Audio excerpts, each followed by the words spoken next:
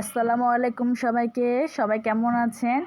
আলহামদুলিল্লাহ আমি খুব ভালো আছি। এই যে এখানে আমার শাশুড়ি মা ৬০০ টাকা কেজি কোরবানি গরুর মাংস কিনে এনেছে। আসলে এমনি অনেকে আছে যে কোরবানি গরুর মাংস অনেক পেলে তারপর তারা দেখা যায় যে ৬০০ টাকা কেজিতে বেচে ফেলে বা তাদের প্রয়োজন পড়ে টাকার। এরকম অনেক মানুষ আছে। তো আমাদের এখানে এক পরিচিত আন্টি, তো উনি কোরবানির মাংস এভাবে ৬০০ টাকায় বিক্রি করতেছে। তো আমরা এটা নিয়েছিলাম। এখানে প্রায় ১৬০০ গ্রামের মতো মাংস ছিল, মানে ১ কেজি ছিল ফ্রেশ মাংস, আর এই হাড্ডি মিলিয়ে দিয়েছিল আরও ৬০০ গ্রাম বেশি। তো এই মাংসগুলো এখন আমি আলু দিয়ে ঝোল করে রান্না করব। তার জন্য ধুয়ে কেটে নিয়েছি পেঁয়াজগুলো আমি আগে কতগুলো কেটে নিয়েছি, তো আরও কিছু পেঁয়াজ দেবো। তার জন্য এখানে আমি বড় বড় টুকরো করে পেঁয়াজগুলো দিয়ে দিয়েছি, কারণ গরুর মাংসতে যদি পেঁয়াজ বড় বড় টুকরো করে দেওয়া হয় তাহলে এটা আস্তে থাকে না, এটা ওই গরুর মাংসের সাথে গলে যায়। তো এই জন্য আমি দেখা যায় এত কুচি কুচি না করে আমি একটু আস্তে আস্তে করে দিয়ে দিই। আর এই আলুগুলো কুটে ধুয়ে রেখেছি এখানে দেওয়ার জন্য। আজকে একটু ঝোল করে রান্না করব, ঝাল ঝাল করে, তার জন্য আলু দিয়েছি। কারণ এতদিন গরুর মাংস ভুনাটা খেয়েছি, আজকে একটু ঝোল করে খাবো। তো এখানে ছিল কিছু মশলা, সাথে জিরা, তো এখানে দিয়ে দিয়েছি ব্লেন্ডার করে। আর এখানে আদা রসুন বাটা দিয়ে দিয়েছি, আমি হাত দিয়ে দিয়েছি আমার আন্দাজ মতন। তো এখানে দিয়েছি আমি হলুদ, যেহেতু এখানে অনেকগুলো মাংস তার জন্য এখানে হলুদ একটু বেশি দিয়েছি। আর একটু ঝাল ঝাল করে রান্না করব, এই জন্য মরিচের গুঁড়োটা বেশি দিয়েছি। যেমন ঝাল তেমন লাল, কালারগুলো এত সুন্দর। এটা আমাদের হাতে ভাঙানো মরিচ। আর এখানে ছিল কিছু লবণ, তো স্বাদ মতো লবণ দিয়ে দিয়েছি। আর ব্লেন্ডারে জারের ভিতরে কিছু মশলা ছিল, আমি একটু ধুয়ে দিয়ে দিয়েছি। তারপর দিয়ে দেবো আমি রেগুলার তেল, যেটা আমার সবসময় রান্না করে খাই, সয়াবিন তেল। তো এটা আমার লালটা খাই, তো সেটা আমার ব্যবহার করলাম এখানে দিয়েছি শুকনো ঠ্যাঙ্গা এখানে। তারপর দিয়ে একদম ভালো করে মথে নিয়েছি। মশলাগুলো যত ভালো করে মতিয়ে রান্না করা যায় বা মাখা করা হয় তত বেশি মজা হয়। এখানে আমি কষলে মশলাগুলো মাংসের সাথে দিয়েছিলাম, আর মশলার হাতটা একটু পানি দিয়ে ধুয়ে দিয়েছিলাম। তো এখানে আমি একটু টানা দিয়ে সাইডটা মুছে নিয়েছিলাম, যেহেতু ভরে গিয়েছিল।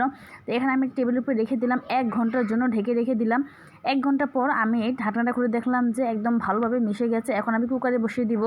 তো কুকারে আমি বসিয়ে দিয়ে এখানে আমি একটা ঢাকনা দিয়ে ঢেকে দেবো, আর কুকারটা আমি অন করে দেবো, যেহেতু এটা অফ আছে, লালটা হয়েছে আমাদের অন। তো লালটা দিয়ে অন করে দিলাম। তো কিছুক্ষণ পরে দেখলাম যে সাথে 10 মিনিট পর দেখলাম যে এইভাবে বলক এসে পড়েছে। তো আমি একটু উল্টে পাল্টে নেড়ে দিচ্ছিলাম। দেওয়ার পরে এবার আবার ঢাকনা দিয়ে ঢেকে দিয়েছি। তো আধা ঘন্টা পরে আমি আবার এটা খুলে দেখলাম যে মাশাআল্লাহ খুব সুন্দর করে কষানো হয়েছে, মানে এখনও পুরোপুরি হয়নি, হালকা কষানো হয়েছে। আমি তো নাড়াচাড়া দিয়ে আবার ঢেকে দিচ্ছি 10 মিনিটের জন্য। তো কুকারটা বন্ধ হয়ে গেছিলো, তো আমি আবার চালু করে দিয়েছি। আসলে কুকারটা এরকম যে এটা যখন একটু লেগে আসে বা একটু ঘন হয়ে আসে তখন বন্ধ হয়ে যায়, তো আবার চালু করে দিতে হয়। তো এখন আমি দিয়ে দিচ্ছি কেটে রাখা আলুগুলো, যেহেতু আমি আলু দিয়ে ঝোল রান্না করব তার জন্য আলুগুলো কেটে দিয়েছি। সুন্দর করে বড় বড় পিস করে আলুগুলো কেটেছি। আর গোস্তের সাথে আলু দিয়ে ঝোল করে রান্না করার সময় পর অনেক মজা লেগেছিল। আর কার এরকম গরুর মাংসের সাথে আলু দিয়ে ঝোল ভালো লাগে আমাকে কমেন্ট করে জানাবেন। আমাদের তো খুব ভালোই লাগে, আমার শাশুড়ি, আমি, আমার হাজব্যান্ড সবাই এটা পছন্দ করি। তো এখানে আমি আবার বন্ধ করে গেছিলো, চালু করে দিলাম। তো অনেকক্ষণ পরে আমি আবার এটাকে উল্টে দেখলাম যে না, এখানে যতটুকু পানি ছিল ওই পানিটা থেকেই অনেকগুলো পানি হয়েছে। আর আলুগুলো প্রায় আধা সিদ্ধ হয়ে গেছে। তো এখনও গোস্তগুলো সিদ্ধ হয়নি, তো আমি আবার ঢেকে দিব। তো কুকারটা বন্ধ হয়ে গেছে, তো আমি আবার চালু করে দিয়েছি।